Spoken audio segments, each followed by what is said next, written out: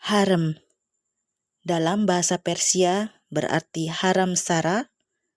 Secara harafiah, ini berarti tempat suci yang tidak boleh diganggu atau anggota wanita dalam sebuah keluarga adalah bagian dari rumah yang khusus diperuntukkan untuk keluarga dan merupakan tempat terlarang bagi pria dewasa kecuali tuan rumah atau kerabat dekat. Lalu bagaimanakah harem jadi memiliki konotasi negatif pada masyarakat modern saat ini?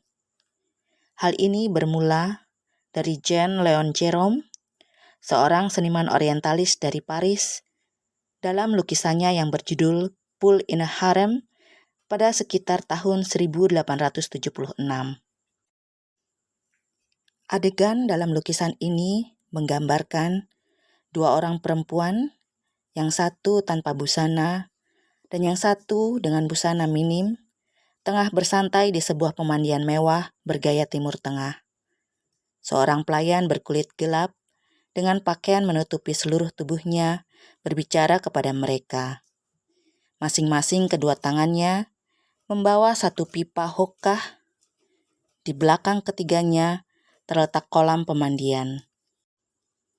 Dan 5 perempuan tanpa busana lainnya sedang bersantai di tepian kolam itu. Gérôme adalah salah satu dari seniman abad ke-19 yang kerap mengangkat tema negeri timur dalam karyanya, khususnya kehidupan di dalam harem. Sebagaimana lukisan Gérôme, dalam imajinasi orang barat, harem adalah sebuah rumah berisi banyak perempuan yang dikumpulkan dari banyak negeri oleh lelaki yang berkuasa. Harem difantasikan berisi perempuan-perempuan tanpa busana yang ada untuk memuaskan tuan penguasa. Menurut Wendy M. K. Shaw, Profesor Sejarah Seni Budaya Islam di Free University, Berlin, dalam tulisannya di Al Jazeera, penggambaran harem semacam ini hanyalah imajinasi orientalis barat atas dunia timur. Itu pun baru berkembang pada sekitar abad ke-19.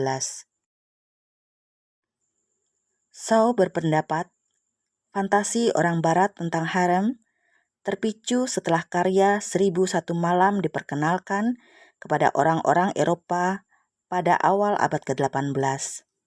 Orang yang bertanggung jawab adalah Antoine Galland, orientalis asal Prancis, yang menerjemahkannya ke dalam bahasa Prancis. Karya ini terbit pertama kali pada 1704. Seorang penulis bernama Meger, dalam tulisannya Orientalism in 19th Century Art, di Halliburton Timeline of Art History, juga mengatakan bahwa penggambaran tentang harem termasuk dalam beberapa adegan yang paling populer.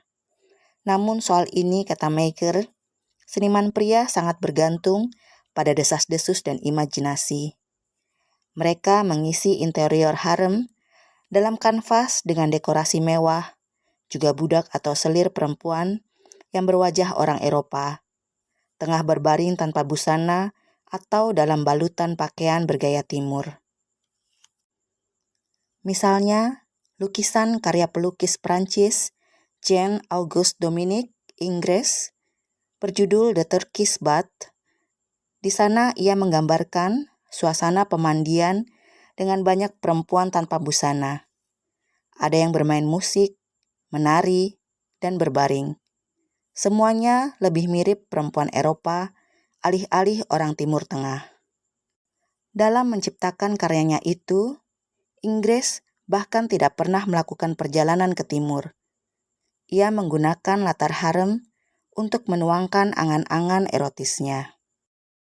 Menurut Laurel Ma, sejarawan University of Pennsylvania, penggambaran harem dalam seni lukis orientalis perlu ditelusuri. Khususnya dalam dunia Islam, lingkungan harem sangat terlarang bagi orang asing, terlebih jika itu laki-laki. Istilah harem berasal dari kata Arab yang dilafalkan haram, yang berarti terlarang atau suci. Tulis Laurel Ma, yang dimuat dalam Pen History Review. Meiger sendiri menyebut ada maksud terselubung di balik lukisan orientalis pada awal abad ke-19. Itu dimaksud sebagai propaganda untuk mendukung imperialisme Prancis.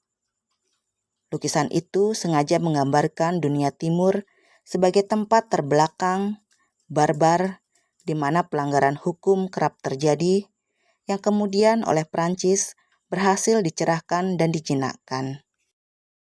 Pada kenyataannya, dalam Kekaisaran Ottoman, harem memiliki peranan penting dalam politik. Para perempuan di harem memainkan peran yang jauh lebih besar daripada sekedar menghibur sultan atau suami secara umum. Beberapa bahkan memiliki andil dalam perpolitikan. Sejak tahun 1299 hingga 1920, harem Sultan Ottoman terdiri dari istri, pelayan, kerabat perempuan sultan, dan selir. Murat Yilgun menjelaskan di kesultanan itu, harem memegang otoritas politik yang cukup besar, terutama selama periode yang dikenal sebagai Kesultanan Wanita, yakni sekitar 1533 hingga 1656. Masa ini kemudian membawa harem kepada kekuasaan yang lebih besar dari sebelumnya. Bagaimanapun, harem sebenarnya hanyalah bagian pribadi dari sebuah rumah tangga. Misalnya, seperti pada setiap rumah orang Turki, baik di desa maupun di kota, biasanya memiliki dua bagian, harem dan selamik. Harem adalah bagian dari sebuah rumah yang diperuntukkan bagi perempuan dan hanya kerabat laki-laki yang diizinkan masuk. Selamik sebaliknya adalah tempat para tamu laki-laki dijamu. Seperti rumah tangga manapun, bangsawan atau bukan, harem adalah ruang pendidikan dan perempuan dari berbagai status sosial mempelajari tugas-tugas dasar rumah tangga, membaca, dan mempelajari agama. Untuk perempuan di kalangan elit, mereka biasanya berpartisipasi dalam lingkungan sosial budaya yang mencakup pembacaan puisi hingga urusan administrasi warisan dan properti.